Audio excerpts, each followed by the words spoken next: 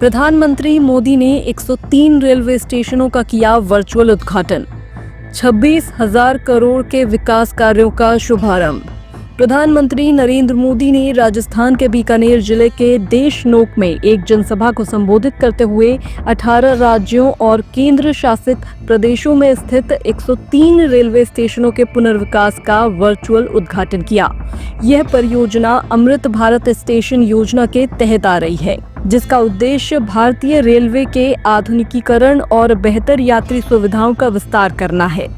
प्रधानमंत्री मोदी ने इस अवसर पर बताया कि आज देश में कुल 26,000 करोड़ रुपए की विकास परियोजनाओं का उद्घाटन किया जाएगा, जो भारत के इंफ्रास्ट्रक्चर विकास के लिए एक महायज्ञ के समान है। साथियों, आधुनिक हो रहे इन रेलवे स्टेशनों को देश ने अमृत भारत स्टेशन का नाम दिया है।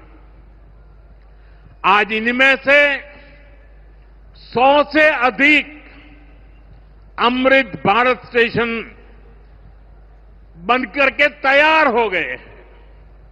सोशल मीडिया पर भी लोग देख रहे हैं कि इन रेलवे स्टेशनों का पहले क्या हाल था और अब कैसे इनकी तस्वीर बदल गई है। साथियों, विकास भी विरासत भी, इस मंत्र का इन अमृत भारत रेलवे स्टेशनों पर उसका नजारा साफ साफ दिखाई देता है।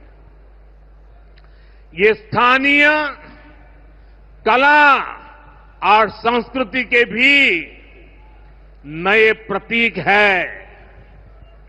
जैसे राजस्थान के मांडलगढ़ रेलवे स्टेशन पर महान राजस्थानी कला संस्कृति के दर्शन होंगी।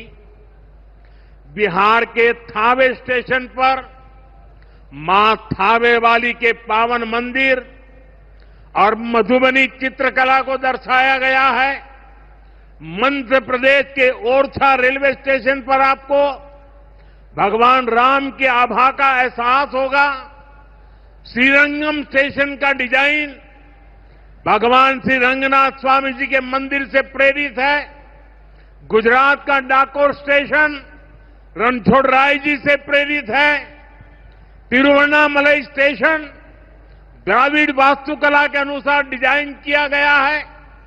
बेगमपट स्टेशन पर आपको काकतीय साम्राज्य के समय का आर्किटेक्चर देखने को मिलेगा। यानी हर अमृत स्टेशन पर आपको भारत की हजारों साल पुरानी विरासत के दर्शन भी होंगे।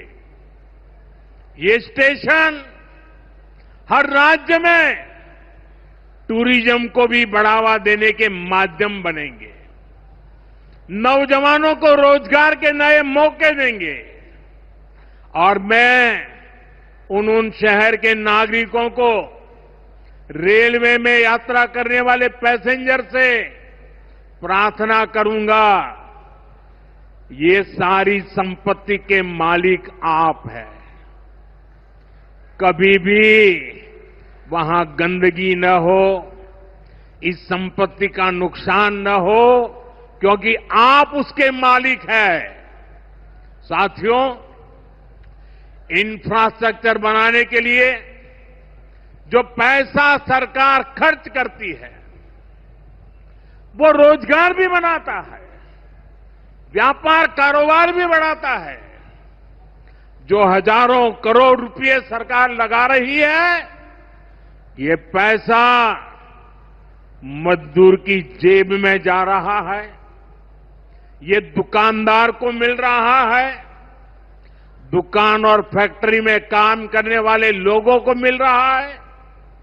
रेत, बजरी, सीमेंट, ये सारी चीजें ढोने वाले ट्रक, टेम्पो चलाने वालों को भी इससे फायदा होता है। और जब ये इंफ्रास्ट्रक्चर बनकर तैयार हो जाता है, तो फिर अनेक गुना और फायदे होते हैं। किसान की उपज कम कीमत में बाजार तक पहुंचती है, वेस्टेज कम होती है, जहां सड़कें अच्छी होती हैं, नई ट्रेनें पहुंचती हैं, वहां नए उद्योग लगते हैं, पर्यटन को बहुत बढ़ावा मिलता है। यानी इंफ्रास्ट्रक्चर पर लगने वाले पैसे से हर परिवार का, खास तौर पर हमारे नौजवानों का सबसे अधिक फायदा।